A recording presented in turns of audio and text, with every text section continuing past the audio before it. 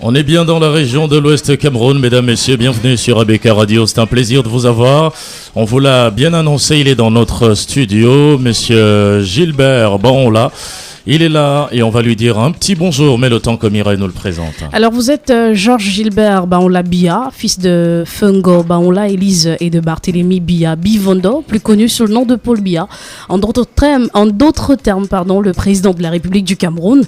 Vous êtes d'ailleurs son fils aîné, votre maman est décédée le 17 juillet 2001. Vous vous considérez comme un patriote sur qui la nation peut compter. Vous avez d'ailleurs travaillé et continué de vous battre pour le Cameroun, témoin à charge ou à décharge dans l'histoire de la presse.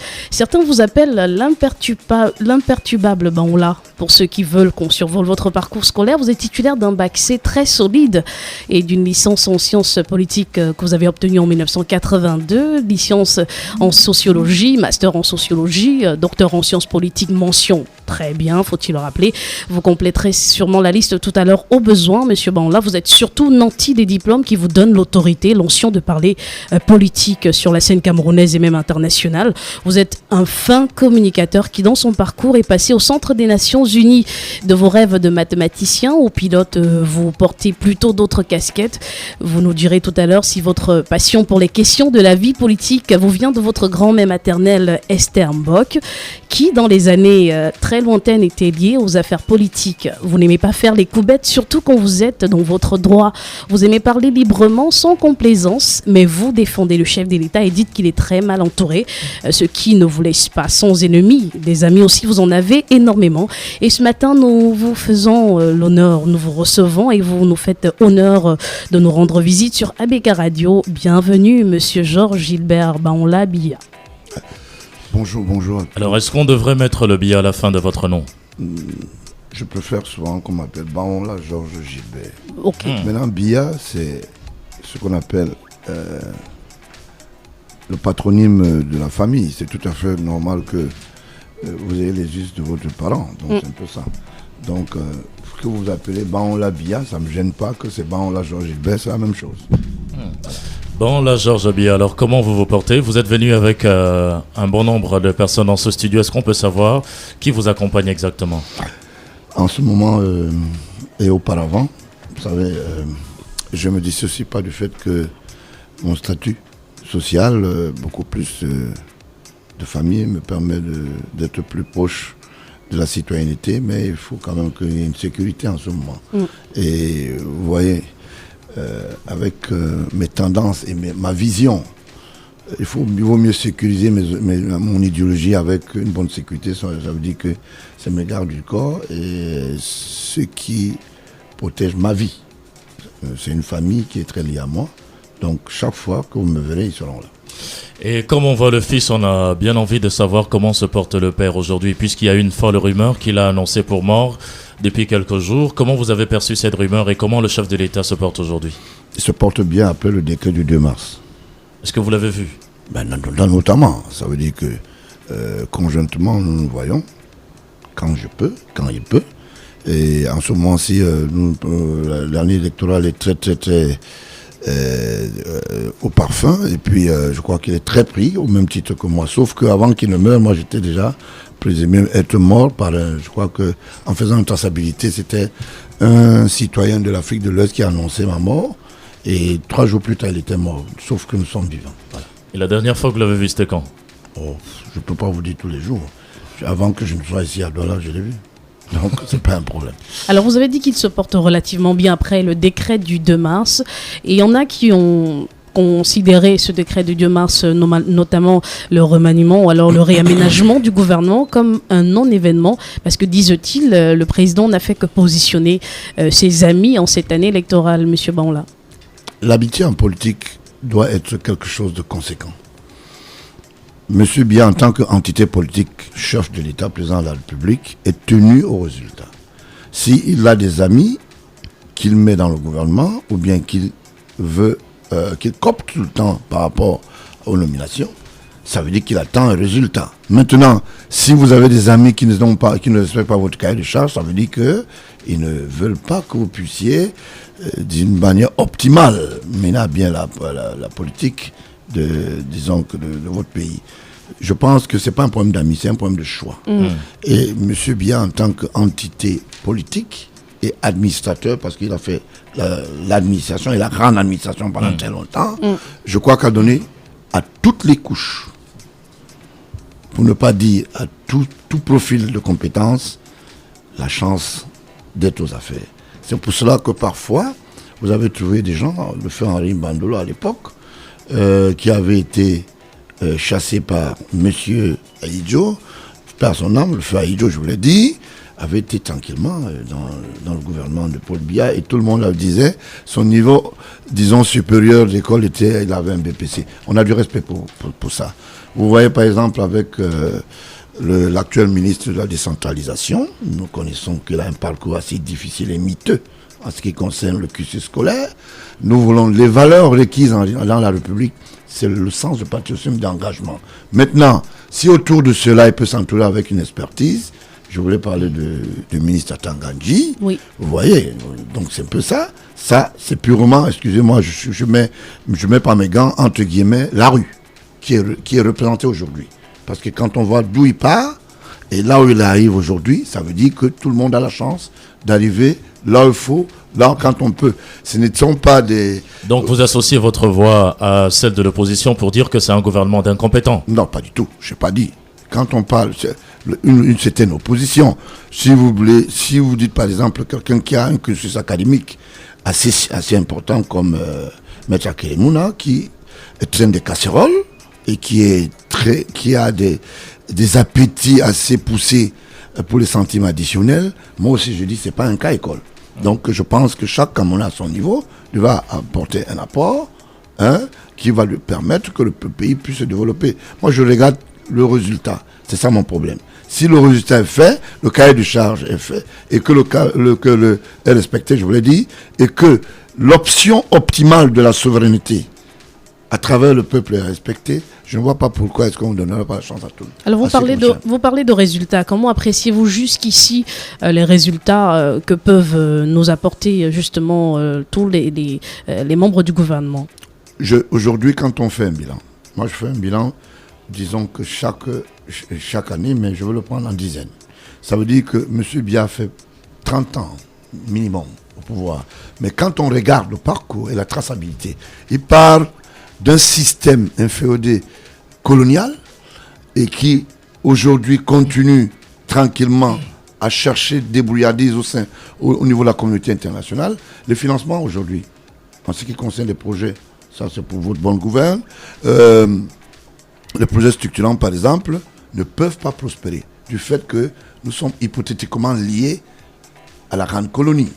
Et pour ne pas la citer, ça veut dire que la France aujourd'hui, à travers les outre-mer, à travers les financements, vous ne pouvez pas obtenir un crédit aujourd'hui pour financer un projet si la France n'hypothèque pas la crédibilité de ce projet. Mais à qui la faute ? Les Camerounais ne disent pas. Nous sommes sur une convention plutôt de 90 ans aujourd'hui, qui continue à courir. Mais le chef de l'État a laissé prospérer cet état de choses. Mais le chef d'État ne va pas se battre seul. Parce que ce n'est pas contre lui que vous lancez les flèches finalement. Non, pas du tout. Je dis que le chef d'État camerounais n'est pas exempt ou n'est pas un cas école qui va aller se battre seul pour qu'aujourd'hui la communauté africaine, parce que le Sénégal, la Côte d'Ivoire, le Cameroun, le Tchad, regardez le cas de la Centrafrique. Aujourd'hui, c'est devenu une maille je vous l'ai dit, un terrain test des hostilités, des armes. C'est de ça qu'il s'agit. Ça veut dire qu'aujourd'hui, que vous ne voyez pas, la Centrafrique devient le point fossile. Les Nations Unies qui viennent s'installer, par exemple, pour protéger les intérêts africains, ou bien les intérêts, je vous l'ai dit, centrafricains. Pourquoi est-ce qu'ils n'arrivent pas à préserver la paix depuis des années? Parce que c'est des terrains, tests hostiles, et il faut vendre des armes. Il y a une politique internationale qu'il faut implémenter. Il y a le sous-sol. Le Cameroun bénéficie du même cahier de charge colonial que la Centrafrique. Ça veut dire qu'à 10 mètres du sol, oubliez que vous êtes propriétaire au Cameroun. Vous comprenez? Donc, ne faites pas des lectures comme si le Cameroun devrait être particulièrement un pays en dehors de ce cahier de charge. Pour qu'une entreprise aujourd'hui gagne un marché, il va falloir une entreprise locale, je vous l'ai dit. Je vous rappelle que quand c'est un marché important, on appelle celui qui a donné de l'argent de la main gauche et on reprend de la main droite. Suivez mon regard, je vous dis. Par exemple, je vous dis, s'il vous plaît, je vous dis, la CBC a failli, par exemple, c'est une banque locale, a failli financer le projet du pont de Bonabéry. Pourquoi est-ce que ce marché a été repris en compte? C'est vrai que le jeune Michel Fourceau n'avait pas la capacité financière parce qu'il fallait un consortium, mais l'idée était là. S'il fallait soutenir et que les banques africaines devaient, par exemple, se mettre autour de ce projet, on devait avoir une entreprise locale qui devait construire ce pont. Ce n'est pas parce qu'il n'y a pas l'ingéniosité, il n'y a pas la main-d'œuvre, mais c'est parce que c'est des cahiers de charges qu'il faut respecter. Cette entreprise qui est là aujourd'hui, c'est une entreprise étrangère. Monsieur Lepage a fait aujourd'hui 45 ans. Il est parti, il est revenu au Cameroun pour gérer un projet que je vais appeler camerounais français. Et les intérêts financiers on les bat en rappel dans les caisses européennes. Que les gens tronquent l'histoire. Tant que nous sommes dans ce cahier de charge, il y aurait des difficultés. Mais comment s'en défaire, M. Baonla? Comment se défaire de ce système? C'est ce débat qui demeure aujourd'hui. Ce débat, c'est quoi? Le FAIJ est parti, il a laissé le cahier de charge à M. Biya. Biya continue à se battre comme il peut. Et la définition, c'est quoi? Au lieu que nous nous focalisons à faire ce qu'on appelle des points fossiles et nous battre, nous tirer entre nous, c'est de demander à la communauté internationale un débat ouvert en ce qui concerne l'économie africaine. Et à partir de là, nous allons sentir cette liberté économique, cette liberté démocratique venir. Vous ne pouvez pas faire une démocratie qui est hypothétique dans les géoles. Pour que vous fassiez il faut que vous ayez des moyens. Vous ne voyez pas que dans tous les pays, pour qu'on organise les élections, par exemple au Cameroun, les chefs d'État sont obligés d'aller faire des emprunts dans les caisses européennes. C'est ce que les gens font semblant de ne pas voir. Quand M. Biya dit j'ai 50 milliards, c'est un emprunt, monsieur. Ce n'est pas parce qu'on a cet argent. C'est ça qu'il s'agit. C'est la même chose en Côte d'Ivoire, c'est la même chose en Centrafrique. Le débat devrait être axé au dénouement de ce qu'on appelle, je vous l'ai dit, de la convention, malheureusement, qui continue à courir. Et vous voyez que le président Trump est venu avec cette adversité aujourd'hui économique pour que le continent africain soit libre. Il est combattu par ses pairs. La communauté européenne trouve qu'il est trop excessif. Il ne faut pas qu'il demande que les États africains soient libres et machin. Donc le débat est à ce niveau. Maintenant, en ce qui concerne la conscientisation locale, le très peu que nous avons, ça veut dire que ce que nous avons comme richesse interne devrait être en fait sur le panel d'une bonne gestion. Il faut que les gens, les Camerounais, arrêtent de piller les caisses. C'est de ça qu'il s'agit. On ne pille pas pour M. Biya ou pour M. Baonla. On ne peut pas pour le FAIJ. On pille le Cameroun et c'est les contribuables. Nous sommes un pays de revenus intermédiaires. Comment vous pouvez expliquer que dans un pays comme le nôtre, on ne produit pas? Le cacao a foutu le camp. Vous posez la question à M. Melingui, il va te dire qu'il est allé créer la Citabex. Vous posez la question au niveau de la microfinance, c'est-à-dire le financement même des projets, des PME et des PMI au Cameroun. On va vous dire, comme vous voyez, ça n'a pas le Fogapé a échoué parce que les gens ont pris des crédits. Et les crédits font la tourterelle. Le crédit foncier, ça a été la même chose. Aujourd'hui, la grande libellule, c'est la politique qui est devenue aujourd'hui la grande commercialisation. Regardez ce qui se passe au Cameroun. On a créé l'ethnisation dans la politique. C'est honteux à l'ère 21e siècle que les gens s'asseyent à la télévision et se mettent à s'émietter un pays pour dire moi je appartiens à telle région, je dois avoir 10 postes. À l'ère 21e siècle. Vous imaginez ça?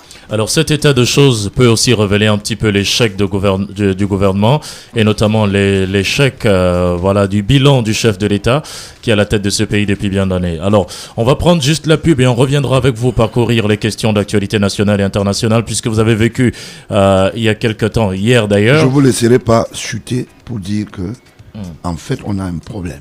Oui. L'ethnisation politique, le repli identitaire, la focalisation tribale. Pas plus tard qu'hier quand on installait les gens. Un ministre de l'administration qui dit j'ai appelé mes frères, les gens s'habillent se maquillent avec des tenues traditionnelles pour venir dans une télévision nationale. Et ils expliquent quoi? Je dis, mais c'est la plus grande ignominie. Ça fait rire même le chef de l'État. Le chef de l'État met les gens en face. Et pourtant, chaque fois quand il se déplace ou quand le RDPC sort, il y a toujours ce genre de manifestation. Non. C'est une coloration qui peut être politique. Chaque chapelle politique a ce qu'on appelle ses obédients. Les youyou ne sont pas interdits. Même dans le parti. Mais ça participe à renforcer les clivages ethniques. Non, je voulais simplement dire, on ne peut pas vous nommer pour un village. C'est pour une nation. Et les gens encouragent ça. C'est de ça qu'il s'agit. Tout le monde dit, oui, il faut donner aux anglophones. Bon, les francophones, nous, on va voir quoi. Le même débat va revenir. Parce que quand on finira là-bas, on va revenir. C'est pour ça qu'il ne faut pas tribaliser l'arène politique. C'est important. Parce que sinon, ça serait le legs qu'on fera à nos enfants. Et le pays va continuer, il va être pérennisé. C'est comme si on sortait de la colonisation et on a choisi quelques élus. Les gens s'asseyent et quelqu'un va à la télévision. J'ai regardé un autre journaliste, que je ne vais pas donner son nom pour lui faire un peu de publicité. Il dit, bon voilà, je vous dis, monsieur Atanganji peut mourir pour Paul Biya. Est-ce que c'est de ça qu'il s'agit? Paul Biya n'est pas le socle, en réalité, de la démocratie camerounaise. Il n'est pas un cimetière où les gens doivent aller mourir. Merci. Merci beaucoup. Dans tous les cas, nous allons prendre la pub sur l'antenne et vous savez qu'on devait arrêter le programme à 9h puisque l'invité oblige. Un invité suffisamment important sur notre antenne. On va parcourir toute l'actualité avec lui pour comprendre sa sagesse qui sera dévoilée sur notre antenne. À tout de suite. On va revenir. ABK Radio 89.9. Bienvenue sur notre antenne après cette belle page pub. Nous revenons parler avec notre invité qui est avec nous, le président du Parti républicain, M. Gilbert Bahorla. Vous êtes très bien installé et nous parlons des questions de politique, d'économie, enfin nous faisons le tour. Et on va dire à tous ceux qui nous suivent à l'instant, vous pouvez aller sur la page de Cheikh Amzalek. Voilà, Cheikh Amzalek, nous sommes justement en direct. Alors nous parlions de ce gouvernement et nous disions que l'échec de ce qui est constaté, le bilan que vous faisiez qui était un mauvais bilan, portait juste la responsabilité du chef de l'État. Je voulais dire un bilan mitigé. Mauvais bilan, ça veut dire que nous ne vivons plus, nous on n'a plus droit à la vie.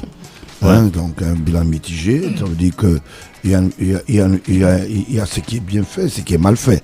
Donc si c'est pas mauvais de trouver que le premier gouvernement africain et le best-seller sort de ce que M. Biya, en tant que magistrat debout, a pu quand même mettre en place ou joindre les mots aux actes, et qu'on trouve le Premier ministre et tout un parterre ministériel dans nos prisons, parce qu'on leur reproche un certain nombre de choses, quoi. Mais donc, vous donc, avez semblé nous dire tout à l'heure que c'est la rue qui dirige un peu le pays, quand vous disiez que Paul Atanganji, j'ai qui dit est parti. La rue aussi. Voilà, la rue aussi dirige le pays. Donc ça veut dire que qu'on ne dise pas demain qu'il n'y a pas eu les enfants de la rue aussi dans le gouvernement. Parce que Paul Atanganji représente un des enfants de la rue. Voilà. Alors c'est déjà pour préparer les Camerounais aux éventuels gros échecs qui vont venir. Non, c'est pas de ça que j'ai dit. C'est pas parce que je les sous-estime, je dis que c'est un problème de responsabilité. Maintenant, si, comme il est le représentant des enfants de la rue, et qu'il va omettre que ces enfants ont ce qu'on appelle une vision de développement, et que ces enfants sont respectables parce qu'on peut les intégrer à tout moment dans ce qu'on appelle le système, c'est-à-dire de boostage. Ça veut dire simplement que on n'a pas compris. C'est pour ça que quand je dis il représente, c'est lui qui dit qu'il est sorti de la rue. Et c'est lui qu'après vérification, on a su qu'il est sorti de là et on a accepté avec beaucoup de modicité on a accepté avec beaucoup de modicité le fait qu'il puisse être aujourd'hui aux affaires. Mais est-ce qu'il en mérite au moins d'être à cette place? Oui, monsieur. C'est une très grande malchance pour le Cameroun. Pour le Tanganji? Oui. C'est même à la limite même ténébreux. Vous comprenez? Parce que c'est tout droit sur le mur. Le ministère aura 3 volets. Le volet de la Fémania, ça veut dire que ceux qui savent de quoi, on va commencer avec des histoires piteuses de faux marchés. Et ça, nous allons nous organiser, nous autres, à surveiller. La deuxième chose, tout document qui sera signé là-bas, il ne faudra pas que Atanganji crée un bureau à part où il vend soit les autorisations d'armes, soit il vend certaines autorisations qui sont dans son cahier de charge et il vous dit, en tant que ministre, je ne connais pas l'histoire là, alors que le soir il perçoit les perdièmes. C'est de ça qu'il s'agit. La troisième chose, vous n'avez pas vu quand il a été nommé, ses petits amis qui sont arrivés. Il fallait regarder à la télé qui était chez lui. C'était pas des fumeurs de chambre quand même. Non, il y a même des anciens journalistes à l'intérieur. Je ne veux pas se donner les noms. On se regarde, simplement, non? Alors, est-ce que vous n'êtes pas en train de décrire un petit peu le manque de clairvoyance et de discernement de celui que vous appelez votre père? Le père est tenu au cahier de charge de la rationalité que vous appelez souvent la redistribution des Équilibre régional. équilibres régionaux, voilà. Jusqu'au Merci. au point Non. de plomber le pays? Non, pas du tout. On ne plombe pas le pays en choisissant un Camerounais. Tout le monde peut. Et quand vous regardez le débat aujourd'hui dans la scène, vous allez voir que tout Camerounais pense qu'il peut être chef de l'État. J'ai suivi un truc ici, 11 millions de voix réunies, on va étudier. Je ne veux pas citer Avec cela. Cabral Libi, ouais. Je ne veux pas citer ce genre. C'est mon fils. Je veux vraiment qu'on pense. Aujourd'hui, c'est 49 ans au SDF. On dit Joshua. Joshua a-t-il été dans l'arène politique et a-t-il l'expertise? Je vous fais fi. Après, on vous dit, un avocat part de l'avocature. Il s'appelle Akere Mouna. Il n'a pas pu gérer un hôtel Atlantique. À l'époque, j'avais une édition, le démenti. On a dénoncé plusieurs fois ces affres à travers Atlantic Beach. Il n'a jamais réparé cela. Ça ne dit rien à personne. On a une double nationalité. On ne respecte pas le cahier de charge des prochaines élections. Ça ne dit rien à personne. À la veille, on vous dit, voilà vos 2 passeports. On dit non, c'est parce que l'autre, on ne veut pas qu'il puisse concourir. C'est ça aussi le Cameroun. Regardez tout le système qui a été mis en place. Monsieur Biya a donné la chance au moins équilibré moralement d'entrer même dans son système administratif. Je le dis et j'assume. Vous comprenez? Quand vous regardez, c'est une coloration de la diplomite qu'il y a entre Manfé, Tibati. Vous faites un lien avec Onitsha. Quand vous revenez, vous allez peut-être au Togo, au Bénin. Ça veut dire que quelqu'un se lève, il va chercher seulement une photocopie, je sais pas, une attestation, il devient tout de suite, il vient faire ce qu'on appelle, ils ont même un ministère là, on fait l'équivalence des diplômes. Il suffit d'avoir un ami. Alors, monsieur Gilbert Banhola, Ça vaut pas la peine. dans le film que vous nous racontez, tous les acteurs sont transformés en chefs bandits et tous doivent mourir. Qui est le véritable acteur alors, puisque vous aussi vous êtes candidat à l'élection Je n'ai présidentielle? jamais dit tous. Ah J'ai ouais. dit certains. Certains, oui. D'accord, je suis resté dans ma logique. Maintenant, dans mon casting, je dénonce ceux dont je pense qu'ils ne peuvent pas avoir ni l'aptitude, encore moins la volonté absolue de Alors, gérer. qui peut alors gérer le Cameroun, puisque vous aussi vous êtes... Nous sommes, le peuple camerounais sait qui aujourd'hui. Nous sommes dans la mondialisation, par exemple, des réseaux sociaux aujourd'hui. Vous pensez que quand un Camerounais qui nous suit aujourd'hui en studio là, il est en Belgique, il sait qu'il peut faire quoi? Si on dit souvent le porc ne se dit pas gras. Donner l'opportunité à un porc qui peut entrer dans l'arène et qui puisse faire. Et donc vous pouvez faire l'affaire. Si c'est le choix des Camerounais. Alors, qu'est-ce qui vous C'est donne ce choix. de prétendre à pouvoir diriger le pays, puisque vous êtes candidat à l'élection présidentielle et vous allez affronter votre père? Vous savez ce que si vous pouvez vous poser des questions, j'ai des grands chantiers. Si on demande, monsieur Banhola, qu'est-ce que vous avez fait? J'ai combattu dans le système, par exemple, financier au Cameroun. J'ai combattu et j'ai mis en brèche le système de la grande muette, où on pillait chaque année, chaque mois, minimum 2 milliards à peu près, avec des faux salaires. Les officiers supérieurs, que ce soit les hommes de troupes. J'ai combattu à travers le journal Le Démenti. Oui. Je me suis fait taper sur les doigts. Ne jouez pas au malin comme si vous ne me connaissez pas. Et on a même fermé Ouais, votre je veux pas- radio. Merci, ça En deux- commence à venir. Ouais, c'est en 2009. Vous voyez que les auditeurs étaient curieux que vous ne dites pas dans mon parchemin On est arrivé. qu'il y a eu un monsieur qui s'est présenté avec une barbe et il est venu fermer la radio qui faisait son chemin. Et aujourd'hui, il est décédé. Voilà, vous comprenez, c'est pas moi qui le dis encore. Voilà, donc c'est un peu ça. Donc il y a même un autre qui vit et qui a très mal au cœur. Apparemment, il a des... Monsieur Issati Roma Bakari. Bon, je pense que c'est lui.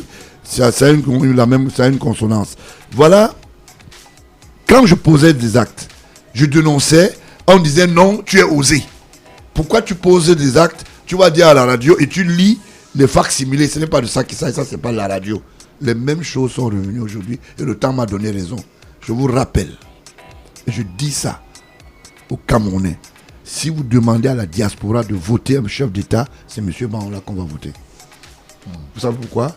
J'ai confiance en eux et il y a eu un chemin que j'ai parcouru avec eux. C'est un témoignage et je continue à leur dire merci pour leur soutien. Pour le Cameroun maintenant, on va choisir par région. Comme vous aimez la politique régionale, chacun va vouloir voir ses intérêts et moi je bats ça en brèche. Chaque Camerounais doit se sentir chez lui partout où il est. Alors, si les gens estiment qu'on va faire le repli identitaire, dans chaque région, je peux égrener. Et la région que je veux gagner plus, c'est le nord-ouest et le sud-ouest. Je vous rappelle que pendant que je parle dans votre radio, il y a des gens qui écoutent. Et il y a des gens qui me disent, you have the floor. Mais il vous faudra affronter déjà votre père sur le terrain. Et au nord, il vous faudra affronter Issa Chiroma Bakary, qui est le président du FSNC. Non, je ne peux pas. Je peux vous rappeler. Issa Chiroma Bakary avec son parti, FSNC. pour moi, je peux le renvoyer à une de mes cellules mineures pour combattre. Je ne peux pas. Et donc il n'y a pas match. Je ne peux pas m'asseoir en face de M. Issa Chiroma, le ministre. Je ne peux pas. Si vous voulez sortir de votre radio, je dis tout à l'heure à travers vos antennes, regroupons-nous à Bépanda, Omnisport. Je sollicite une autorisation auprès du préfet ou du sous-préfet compétent. Avant 15 heures, vous avez tout droit là-bas. Parce que moi, je ne parle pas avec la bouche. J'ai identifié. Il y a un sondage, ce n'est pas moi qui le fais. Il y a des experts qui sont là, qui me suivent depuis des années. Donc, maintenant que je suis en harmonie avec le militantisme d'ouverture et d'esprit, venez dire à un micro que M. Biya a nommé un monsieur comme Atangandji, c'est dangereux. On ne le disait pas il y a longtemps. Et j'ai pris le courage de le dire que c'est pas bon. Aujourd'hui, vous avez vu qu'on a reconduit par exemple Niat, qui nous doit 208 hectares du côté de Balengou. Vous imaginez ça? Il nous doit 208 hectares. Monsieur Kava, il nous doit beaucoup d'argent à travers Mais ils ont été réélus. C'est quoi l'histoire des 208 hectares? 208 hectares, c'est le terrain de l'État. C'est le domaine de l'État. C'est la Maïtu qui avait domicilié ça, là-bas. Et monsieur en a fait une propriété privée. Aujourd'hui, je vous rappelle, à Douala, monsieur Niat a des problèmes de terrain. Allez à Bonabéry, au tribunal, vous allez fouiller les dossiers. Ils discutent les dossiers, ils discutent le terrain plus que les lentilles. Je voulais dire ceux qui sont les autochtones. Les autochtones. Comment Niat peut venir dire qu'il a des hectares de terrain à Douala, alors que le chef Sawa, même le premier chef Douala, ne peut pas dire que j'ai ce qu'on appelle des hectares de terrain. C'est des choses inimaginables. Vous comprenez? Mais ils ont toute la confiance du chef de l'État. Ils n'ont pas la confiance du chef de l'État. Il a été investi par ses pairs. Il a été reconduit. Vous pensez que quand Kamensur, qui est la société d'assurance, qui appartient à Kavaï, Yeye ou Yege, je ne sais pas comment il s'appelle. Yeye ou Yege? Yege. Bon, Yege. Je ferai des efforts pour mieux le prononcer. Yege. Bon, Yege. Kavaye, Yege Djibril. Kavaye. Bon, ok. Bon, je reste Djibril. dans Kavaï, Ouais. si vous voulez. D'accord, ok. Maintenant, quand on se pose des questions, que Kamensur qui assure l'Assemblée chaque année, il y a le budget d'assurance sinistre. L'incendie qu'il y a eu là, est-ce que vous savez que il y a un aller-retour de l'argent? Ça veut dire quoi? On assure l'immeuble de l'Assemblée, comme il y a sinistre. Kamensur va faire un semblant de rembourser à travers quoi? La COSAC. La COSAC, c'est une entité qui couvre ce qu'on appelle le cahier de charge des sociétés d'assurance. Vous comprenez? Voilà la réalité. Ils mangent, ils s'essuient la bouche, ils ne disent rien à personne. La seule chose qu'ils ne savent pas, monsieur Biya, en tant que leur patron, allez en Vomeka, vous ne trouverez pas ce qu'ils font dans leur village. Bon, ils ne savent pas qu'il y a un bilan. Il y a un bilan qui aura. Les Camerounais vont solliciter le bilan. Ils vont dire, bon, ok, on va sur le terrain, on fait les descentes sur le terrain, on va aller voir qui a fait quoi. Ils vont cacher ces immeubles. Si un président de l'Assemblée peut détourner jusqu'au puits d'eau, ça veut dire qu'il met ça dans son sarré. Et que son gendarme aille toucher de l'argent indûment au ministère des Finances, parce que ça coûte 38 millions. GFOR, qui est une entreprise sans publicité, qui est spécialisée dans le domaine, se retrouve avec une histoire où on va piocher plutôt, on va avec les pelles pour aller faire le puits, alors que c'est une domiciliation de l'État vers ce qu'on appelle la collectivité sociale de ce village. Vous comprenez? On ne peut pas continuer à fonctionner comme ça. Il y a quelqu'un qui, en face de l'hôpital général, un jour, il a construit Et il a mis l'angle de sa maison dans la rue. Quand on lui a posé la question, il dit, je suis le général Mambo. Faites attention, hein. Sinon j'amène toute ma cargaison de gendarmerie. C'est parce qu'il là où il a voyagé, il est parti aussi avec des meubles. Et le ministre de la ville, je voulais dire le délégué de la communauté urbaine, a choisi de venir casser. Il y a des hommes d'affaires qui sont allés s'accrocher sur les pelles mécaniques à Bastos. Il y a un monsieur qui, c'est Diega, je ne sais pas comment on l'appelle. Vous l'appelez si j'ai parlé. Il s'est accroché. Diega Palace. Il Feute Jean-Claude. Et il s'est accroché sur la pelle mécanique. Il dit, je vous dis, et je suis sérieux. C'est mon terrain. Quand le gars a fait l'appel 2 fois, il est tombé, on lui a dit non, tu ne peux pas. À l'époque, son parrain, c'était René Sadi qui était secrétaire général. Et Sadi l'a appelé pour lui dire, petit, viens, on peut recommencer. On va et on recommence. Vous ne pouvez pas être avec des gens comme Sadi René. Il a créé une entité financière au nom de l'escroquerie internationale, Cousin, qui est gérée par son beau-frère, qui est aujourd'hui dans les balades du côté de la Centrafrique. Il cherche fortune. Le mari d'Angèle, pour que je vous indique, c'est sa petite sœur. Il s'est retrouvé carrément en train de stocker de l'argent aux boutiquiers, aux grands espaces commerciaux. Et ils ont implanté un décor avec un bureau. À Bastos, tout le monde venait s'inifler là-bas. C'est ça le pays. Et c'est de ça qu'il s'agit. Je dis non, il faut que les gens arrêtent de penser que, comme ils sont dans un système, ils vont utiliser les armes, le sceau de l'État, les armoiries pour détruire les citoyens. C'est fini. Quand je criais seul, tout le communauté crie maintenant. Quand vous sortez sur cette radio, je vais trouver des jeunes qui vont dire vraiment c'est bon. Ils vont applaudir parce qu'avant, mon discours là était un discours terroriste. Aujourd'hui, il est le très bon discours parce que les gens sont victimes de ce que j'ai dénoncé. Et aujourd'hui, beaucoup se sont alignés et je suis très d'accord que les Camerounais aujourd'hui, qu'ils aient de la civilité, qui respectent l'équité de la paix, mais qui ne cessent pas de plaidoyer pour leur pays. Et puisque vous parlez de paix, Monsieur Baonla, il y en a qui ne sont pas du tout en paix depuis plus d'1 an pratiquement, notamment les 2 régions anglophones du pays, nord-ouest et sud-ouest du Cameroun. On va d'abord prendre cet auditeur au téléphone, 696 82 42 42. Est-ce qu'il est positionné? Non. Alors, quel est votre avis sur ce qu'on appelle aujourd'hui le problème anglophone et que faut-il faire pour en sortir? Je pense qu'il n'y a pas un problème anglophone. Il y a un problème de réajustement structurel. Les problèmes qu'il y a à Boya, on les trouve en Vomeka. Les problèmes qu'il y a à Baminda, on les trouve en Konsamba. Il y a des problèmes de structuration, il y a un problème domanial, il y a un problème, par exemple, d'intégration. C'est normal qu'aujourd'hui, là-bas, qu'ils disent oui, nous avons besoin de ceci parce que nous sommes dans la carte camerounaise, nous sommes des Camerounais. Et entre-temps, les gens meurent. Mais ceux qui choisissent d'aller combattre avec ceux qui ont les armes, les institutions ne sont pas souples. Si vous vous levez tout de suite, vous barrez 7 ou 5 minutes, la soldatex va arriver là. On va dire, mais qui a osé? Le citoyen est tenu de respecter la loi. Mais comment vous appréciez toute la barbarie qui est manifestée dans ces différentes zones anglophones? La barbarie qui vient de qui? Qui vient, que ce soit des forces de l'ordre, que ce soit des sécessionnistes. Oui, mais si vous pensez que c'est de la barbarie, moi je pense que c'est des foyers d'hostilité qui sont animés par certains Camerounais. Et je voulais dire bonjour au général Elokobi, dont j'ai toujours été très ravi qu'il soit très proche de ses amis d'hier. C'est pour cela qu'on l'a renvoyé à aller arranger les mêmes problèmes que lui-même l'a créé. Monsieur Gilbert Baonla, puisque vous semblez bien être au cœur des secrets de ce pays, où il se trouve actuellement Ayouk Tabé et ses différents amis? Ayouk Tabé répond de ses actes. Il n'est pas mort. Maintenant qu'il répond de ses actes, il n'est pas dans les chambres secrètes. Il est sous main de justice. Et il est en train de répondre. Quand vous êtes sous main de justice, vous êtes privé de liberté. Et c'est pour ça qu'il y a des maisons d'incarcération. Et quand vous êtes privé de liberté, vous ne pouvez pas circuler comme vous et moi. Donc vous n'attendez pas Ayouk Tabé pendant une période en train de traverser devant que votre radio. C'est pas possible. Maintenant, quand il va réintégrer le système et que la loi sera dite et qu'on trouve peut-être qu'il n'est pas coupable ou il est coupable, il va répondre. Mais avez-vous quand même vent de ce que, lors de sa toute première interrogation, il avait dit qu'il ne parlerait qu'en présence du chef de l'État parce qu'il y a des secrets qu'il voudrait lui révéler? Quel secret? Le secret de Femania? Il nous avait été dit qu'il y avait des ministres derrière cette histoire de crise anglophone. C'est bien de dire que tel ministre est la porte de la preuve.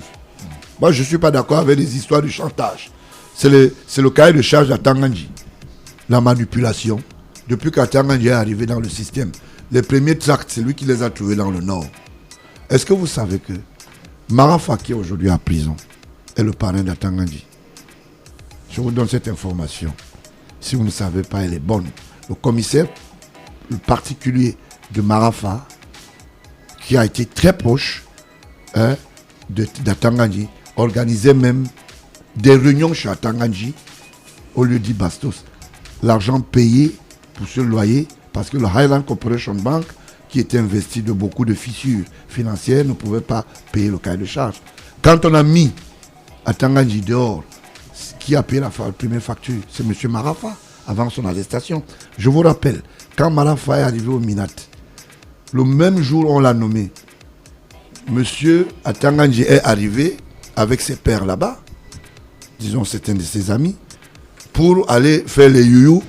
Atanganji a vu la porte fermée au nez. Père, son âme, elle est morte, la sœur de Diboti, moi, l'épouse, la feu épouse de Marafa, si elle vivait, elle pouvait témoigner. Il a fermé, il a dit, il a envoyé la nouvelle, je ne sois personne. Monsieur Biama humilié du secrétaire général au Minat, il n'a qu'à faire ce qu'il veut et on verra bien. Je lui ai dit, de toute façon, c'est un défi, et je lui ai dit que sa barbe blanche, qu'il pense à quitter le pouvoir. Ça s'est sorti de la bouche de Marafa. Et si je vous le dis, Boukar, qui est l'ancien directeur des ressources humaines de Camtel, actuellement à la douane, il est en service à la douane. Il est le collaborateur de la direction générale, je vous l'ai dit, M. Fongot. Je donne des indications pour que vous allez faire des... Alors, est-ce que vous ne semblez pas nous dire que Marafa n'est pas en prison pour détournement, mais il est plutôt en prison parce qu'il a voulu la chasse du chef de l'État? Non, Marafa a posé des actes, même qu'on a oublié, puisque moi, j'ai les cahiers de charge de ces casseroles. Ça veut dire que j'ai des dossiers contre Marafa. J'attends quand Chiroz a fait pour que j'aille les compulser. Parce que si on commence maintenant, on va dire c'est l'acharnement. Vu mon statut, on va dire ah non, c'est le père et le fils qui veulent tuer quelqu'un. J'attends. Quand on va finir de compulser, je veux revenir déposer les autres chez le procureur de la République pour dire c'est la dénonciation. Nous sommes témoins à charge. Parce que ces gens ont posé des actes qu'on ne peut pas imaginer. Je vous rappelle que Marafa a gagné tous les marchés. Chungiamba, Luchiri, ça veut dire son espace à Camtel était approprié. S'il y avait un investissement de 8 milliards de budget, Marafa en avait. Marafa a bénéficié du patrimoine étatique avant qu'il n'aille en prison. Nkoto est arrivé, il a distribué des maisons à quelqu'un. Donc quand je prononce le nom tout le temps, on dit, voilà, c'est pour ça que parfois quand vous adoptez les enfants, tenez compte. On a donné une maison à quelqu'un qui s'appelle Frambia. On a donné une maison à Marafa. On a donné à M. Minkandi. On a donné à tel. Aujourd'hui, c'est le chef de l'État qui a frappé la main après dénonciation d'un membre du conseil d'administration de Camtel qu'on restitue ces maisons. Vous avez les moyens de recouper tout ce que je dis. On ne peut pas continuer comme ça. C'est impossible. Et vous parliez de Nkoto tout à l'heure. Il est d'ailleurs interdit de quitter le territoire camerounais puisque on l'accuse de détournement avec quelques 5 de ses pairs. Mais ce que vous pensez, c'est ce que le démenti a écrit il y a longtemps. Ce monsieur est arrivé, il a un statut requis scientifique d'informaticien. Il a été le très proche collaborateur de Ndiamba, qu'il a foutu à la porte. Parce que même le matériel consommable, il avait maille à partir avec. Dès qu'il voyait une rame de papier, ça disparaissait. Et quand il est reparti à la CNPS, monsieur, je voulais dire, monsieur le DG, Moutazé, avait des problèmes. Quand il y avait de la livraison, il était obligé de venir se tenir et compter lui-même les bics et les feuilles. Que non, cette fois-ci, laisse-nous quand même une quantité, tu ne peux plus continuer comme ça. Il avait créé même des boutiques au quartier. Vous comprenez? Donc c'est comme ça. C'est lui qui a commencé avec l'osmose du trafic des téléboutiques. Les téléboutiques ont disparu, pourquoi? Parce qu'ils ont commencé à vendre les unités sur la plateforme. Il y a une jeune fille anglophone. Maintenant, je prends l'anglophonie. Oui. J'ai des documents où elle détournait les unités et vendait même dans les ambassades de Camtel. Vous comprenez? C'est un système qu'ils ont mis en place pour spolier les biens de l'État. Vous imaginez les remboursements à travers les voies hertziennes, SFR, parce que Orange, quand nous faisons nos communications, on a des compensations de caisse et de trésorerie. Nkoto en a fait une propriété privée. Avec Asuzwa, qui est votre ami, j'espère que ça ne vous gêne pas. Je sais qu'il connaît toutes les radios et toutes les télés. Et maintenant, j'ai vu son nom qui se balade. J'en ai parlé dans une télévision hier, quelque part. Assouzoua faisait seulement ce qu'on appelle l'écume. C'est-à-dire, Assouzoua est parti de la CTV, ou CRTV, je vous l'ai dit, pour venir s'installer et se servir. Vous comprenez? Et ils ont commencé à piller. Il a même créé une société de téléphonie avec certains Chinois qui étaient installés dans l'immeuble ou bien dans l'ancien immeuble de la SCB qui est devenue SCBCL aujourd'hui à Yaoundé. Vous comprenez? En face de la cathédrale. Et aux yeux au regard de tous les Camerounais. Et tout le monde dit, on est fort quand on pille, on arrache. On ne peut plus continuer comme ça. C'est impossible. Si je n'aurais pas crié dans ce pays, regardez la démence que les Camerounais ont aujourd'hui. Vous regardez les comportements des gens. Quelqu'un vient spolier le terrain de l'État. 99% des hommes d'affaires à Douala sont assis sur les biens de l'État. Heureusement aujourd'hui que Biopharma, ça m'a engagé les documents. Biopharma est en train de payer la dizaine. Merci pour les banquiers qui ont compris. Parce que l'État a dit, je me dissocie de tout sinistre qui est lié aux hypothèques dans vos banques. Vous imaginez? Et ces gens aujourd'hui sont en train de payer Biopharma. C'est à peine qu'il ne va pas venir avec les assiettes bientôt dans votre radio pour vous dire j'écume quand même la galerie. C'est de ça qu'il s'agit. C'est la même chose qui va arriver à Bokom, le beau-frère de l'autre. Non, je voulais dire le beau-frère de Sadi. Vous comprenez? C'est des choses qu'il faut dénoncer. Parce que c'est des gens qui sont dangereux pour la République. Ces enfants qui vont à l'école, j'ai regardé des enfants, des petits-enfants de 7 ans. Ils croient à quelque chose.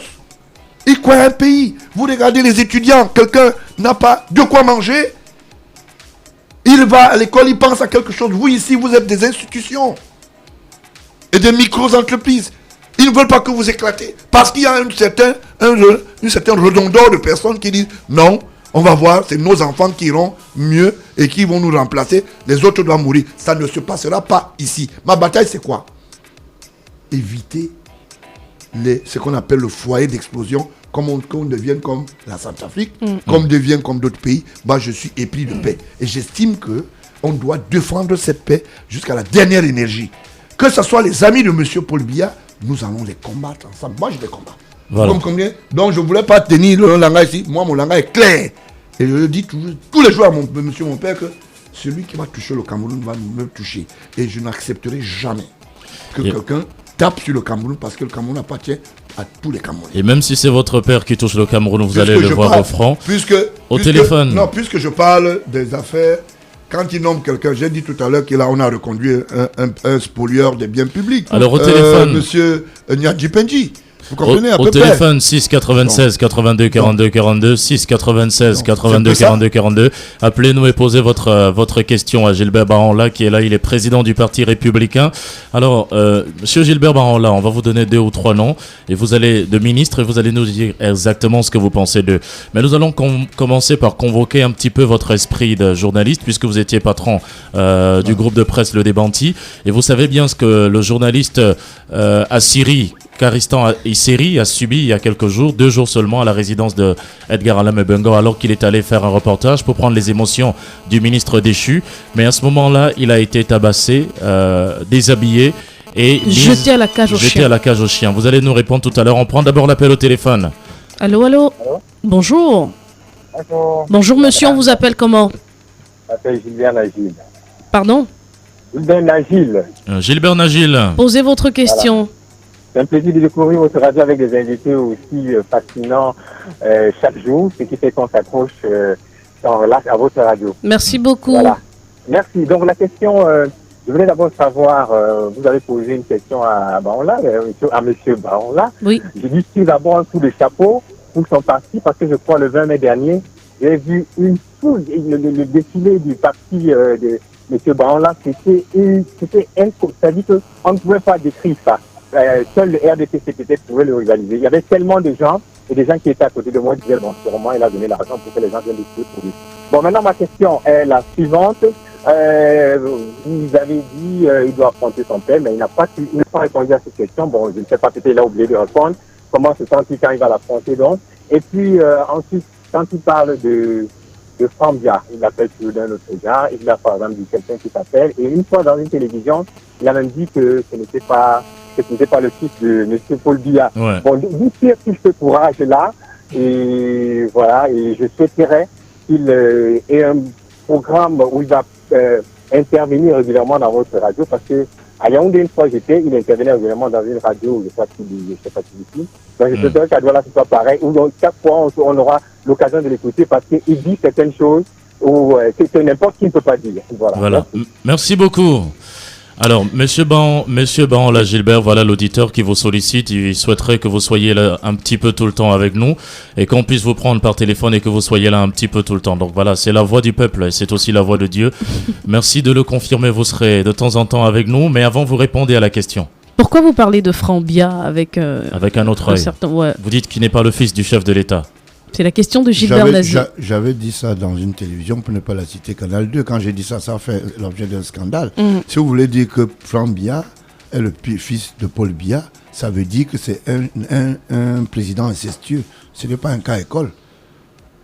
On a publié les photos de son père. Son père s'appelle Jean-Paul Nanga. C'est un enfant adoptif. Je n'ai jamais dit qu'il n'est pas un enfant adoptif. Il n'est pas un enfant ultérin. C'est différent. Je ne sais pas pourquoi les gens disent que le débat revient. Et Madame Zouangé, qui est sa mère, qui gère, disons que les boutiques de... Je voulais dire, les gens qui vendent les viandes là, c'est quoi? Boucher. Les boucheries. Je ne sais pas si c'est la mairie ou la communauté urbaine qui lui a confié ça. Vous comprenez? Ça ne souffre d'aucune contestation, c'est son fils. Il a un frère qui s'appelle Eric. Et je ne serais pas mauvais de dire aujourd'hui aux antennes que pendant un mariage de famille, j'ai été lié, où je suis allé donner quelques perdièmes et quelques subsides à ses parents. Parmi eux, à la Cité Verte. Vous comprenez à peu près? Parce que le problème, c'est quoi? Pourquoi on ne veut pas identifier chaque personne en fonction de ses origines? On veut toujours tricher. Pourquoi? Tout le monde disait ici que Mbongo est le fils de Paul Biya. Il est où? Le dauphin.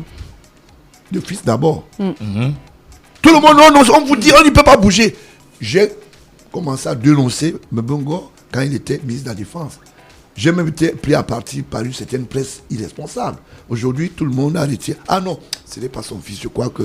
Mais finalement, et le fils met les journalistes dans les cages à chiens. Aman Mana doit porter plainte.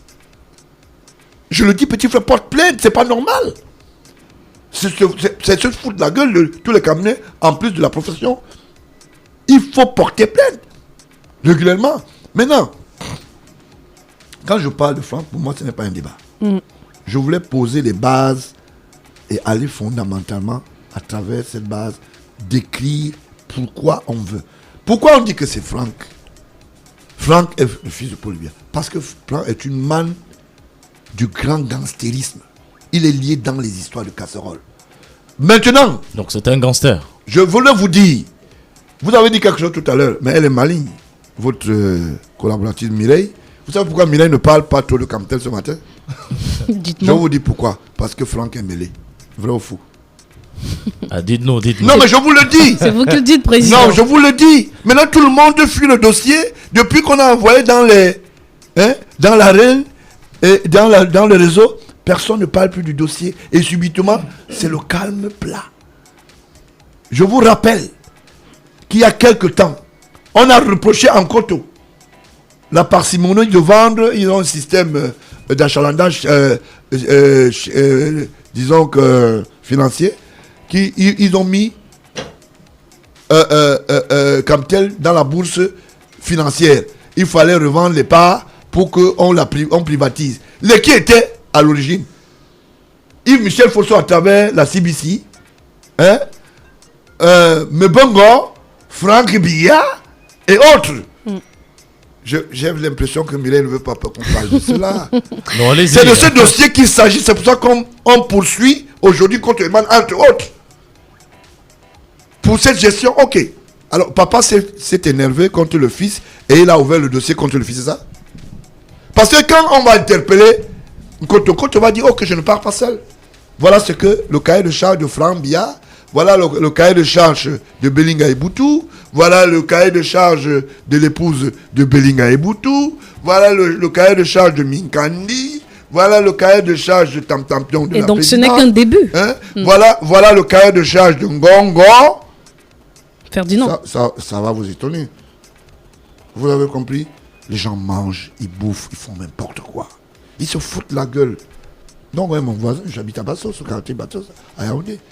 Mais ce jeune qui est plus jeune que moi, il est plus vieux que moi ailleurs. Vous comprenez? On a pris un jeune homme au secrétaire général. C'est vrai que c'est l'ancien chambrier, c'est lui qui faisait les chambres à l'équipe. Mais je le dis, vous voulez que je sorte des documents? J'ai des documents. Hein? C'est lui qui faisait à l'équipage présidentiel et qui faisait ce qu'on appelle la chaste. Quand vous arrivez avec vos passeports, c'est lui qui va les mettre en règle et il vous montre les chambres qu'il a, machin. C'était son boulot. Sauf si vous connaissez notre boulot, c'était la diplomatie chambrière. Vous savez pourquoi je suis rigoureux avec ça? Maintenant, tout le monde monte à l'estrade. On commence à dire que non, ce n'est pas ça. Mais voilà la caméra qui va l'eau. Quand tu sors la plaque, oh oui, il aime trop, il n'aime pas la famille. Je n'aime pas la famille, les Camerounais veulent le bilan. Vous protégez un bandit, sachez que le bandit sera un jour interdit. Alors que pensez-vous de M. Issa Chiroma Bakary? Issa Chiroma est le meilleur ennemi de Paul Biya.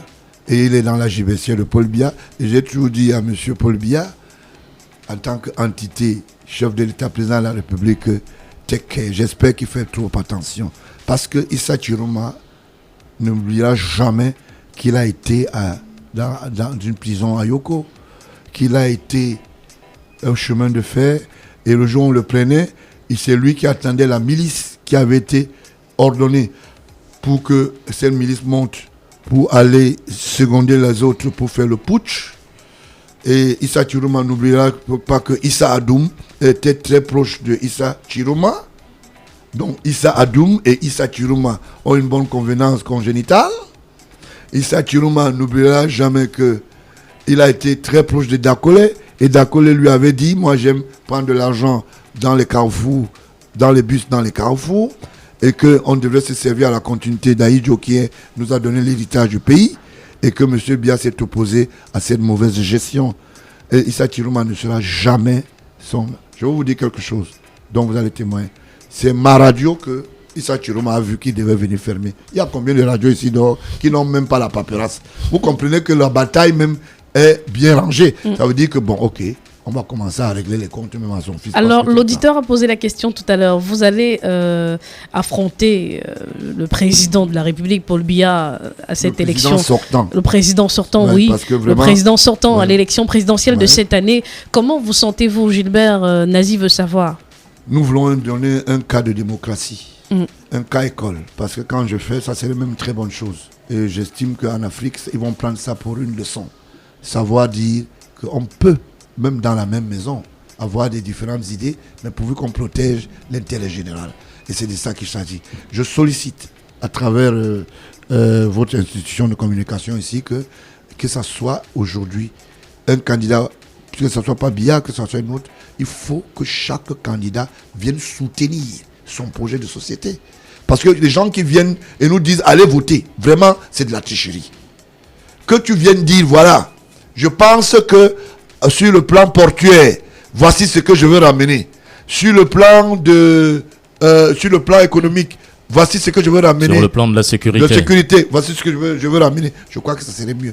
Mais si les gens vont encore rester derrière pour dire, bon, ok, on peut voter, et puis à 14h ou après 3 semaines, on va nous donner les résultats, le Cameroun aura échoué encore une fois la démocratie. Il faut une démocratie vers la pondération, vers la globalisation. C'est de ça qu'il s'agit. Et le cahier de charge du renouveau l'a défini. Je veux bien que les gens le respectent. Je me suis approprié de tout le reste des pages que le RDPC n'a pas pu utiliser. Et je lui ai dit, bon, pourquoi pas le Parti républicain? Avec d'autres méandres politiques, je me suis associé et je me suis dit, je fais un casting. C'est de ça qu'il s'agit. Mais sachez que le Cameroun ratera le coach. Une fois, si jamais un candidat va venir s'asseoir et dire, j'ai été voté sans qu'il ne défende son projet de société. Et vous nous avez clairement dit ce soir, sans livrer vos intentions, le président de la République doit se reposer, donc il ne faut plus parler de lui puisqu'il est candidat sortant. Et il devrait se reposer puisque pour un homme de 83, 84 ans... 85. Voilà, c'est pénible de penser encore. Alors que pensez-vous justement de toutes les manifestations qui se déroulent un petit peu, les motions de soutien que l'on recueille à travers le triangle national pour inviter le chef de l'État à se représenter?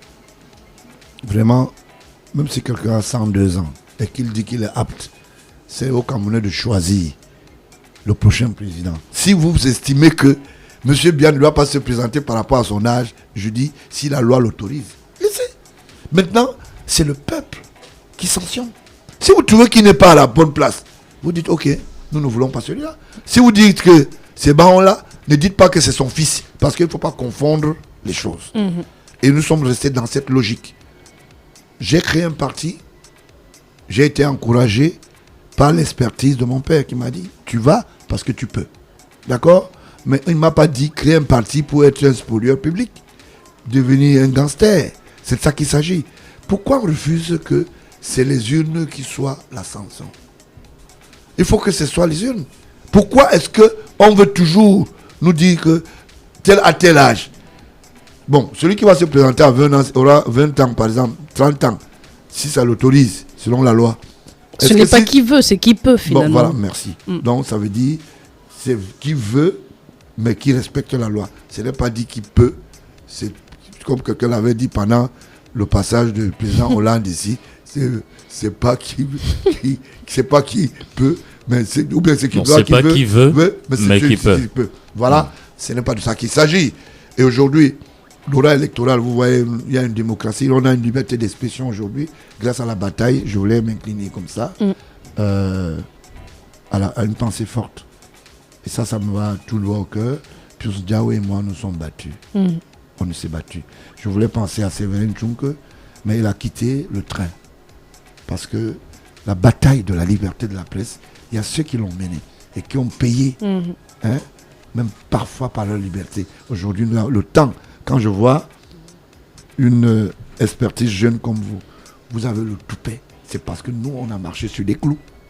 On a accepté. On a dit, il faut la liberté. Et on vous dit merci pour cela. Et merci beaucoup. Je voulais dire, il faudra penser à nous. Un jour, si je ne suis pas là, n'allez pas dire seulement il a été chef. Tu as dit qu'il a commencé d'abord. Il a participé à libérer l'expression au Cameroun. Donc vous serez chef de l'État? Notamment si vous me choisissez. Je ne veux pas aller m'étourniser. Mais est-ce que je Merci peux pas? beaucoup. Alors, rapidement, on va sortir puisqu'il nous reste juste quelques minutes. Alors, on a le ministre Edgar Alam Bengo, on a le ministre de l'eau et de l'énergie, l'ancien ministre de l'énergie, Basile Tanganakuna, et certains autres ministres déchus qui sont annoncés dans les bras du TCS par une certaine presse. Vous le savez. Ne cherchez pas les mots. Comment vous faites comme si vous ne savez pas? Alors, dites-nous alors. Je confirme ce que vous savez. Effectivement, à Tanakuna, Antia a acheté sûrement 2 ou 3 jeans. Même chose pour son ami Edgar Alam Bengo. Michel Anjangouine aussi. Michel Anjangouine. Mais qui vous a dit qu'il ne faisait pas dans la prédation? Il avait même les puits. Il allait prendre l'eau. Quand il a eu les autorisations par son ami ministre, quand il fait les choses, est-ce qu'il vient nous dire? On constate seulement. C'est ça. Mais j'ai un client que je plaide pour lui. Il faut qu'il nous revienne. Dites-nous. Jean-Baptiste Bocan. Ouais. Le patron de la gendarmerie. Mais c'est son fils qu'on a arrêté, c'est son cousin qu'on a arrêté, là, son secrétaire particulier, avec des centaines de millions sur lui, parce que juste au lendemain de l'annonce du décret, dans la nuit, parce que le décret est sorti le 2, dans la nuit, il est allé ouvrir le bureau de Jean-Baptiste Bocam, il a sorti des centaines de millions à l'intérieur. Il a été comment vous défendez un monsieur comme celui-là, qui a participé dans les actes de prévarication de la... Je voulais guignoler. Je voulais vous dire, je l'enfonce. Ah, ok, d'accord. Là, nous n'avons rien compris. Je voulais dire que je l'enfonce. Davantage. C'est mon client. Il est dans l'histoire de Kribi, avec le chef Fifi. Le port autonome. Vous comprenez? Il est à l'intérieur de cette histoire jusqu'au cou. Ils ont détourné 16 milliards. Première vague. 9 et 7 pour l'aéronautique, l'autorité. Au niveau de Bonapiso, ils ont conçu un bâtiment de poulet Ça veut dire quand vous allez là-bas, c'est comme un hangar de poulet et on a dit que c'est 16 milliards qu'on a investi. Le terrain militaire, le domaine privé de l'État, les gens en ont fait de propriété. Et c'est pour cela que quand vous allez trouver des avocats qui aujourd'hui sont en train de détourner, vous avez Nenchon, vous avez les maîtres Makembe, qui sont assis sur le territoire, dans les biens de l'État, personne ne se plaint. Et quand on va attaquer ça, le bâtonnier va dire vraiment, quelle noblesse peut-on tirer d'être un malfrat qui a détourné les biens de l'État. 32 titres fonciers et non-champs. Moi qui suis ici. Et on a aussi Martin Belinga Eboutou qui était un intouchable, mais aujourd'hui aussi, à la faveur de ce réajustement ministériel, lui aussi, il a été mis à la porte. Vous ne dites pas que c'est mon travail. Vous voulez m'enlever cela? Qu'est-ce que vous avez fait alors? Mais je suis le seul qui disait non. Et je chargeais souvent mes calaches. Je bombardais toujours. Je dis, je ne laisse pas. Maintenant qu'il est tombé, ces réseaux qui sont étendus partout à Douala, je vois des gens, ils ont fermé les portes, les gens disparaissent dans la ville parce que le réseau de Belinga Eboutou, c'était le chef de gang Comprador. Un ami de très longue date. Non, laissez ça, du chef de l'État. Je vais vous dire quelque chose. Le chef de l'État trouve Belinga Eboutou dans le système administratif. Il est consulte au Gabon. Il est chassé par, je crois, à l'époque, il y avait son nom va bien, le chef d'État, parce qu'il n'a pas pu respecter le cahier de charge de la diplomatie. Vous comprenez?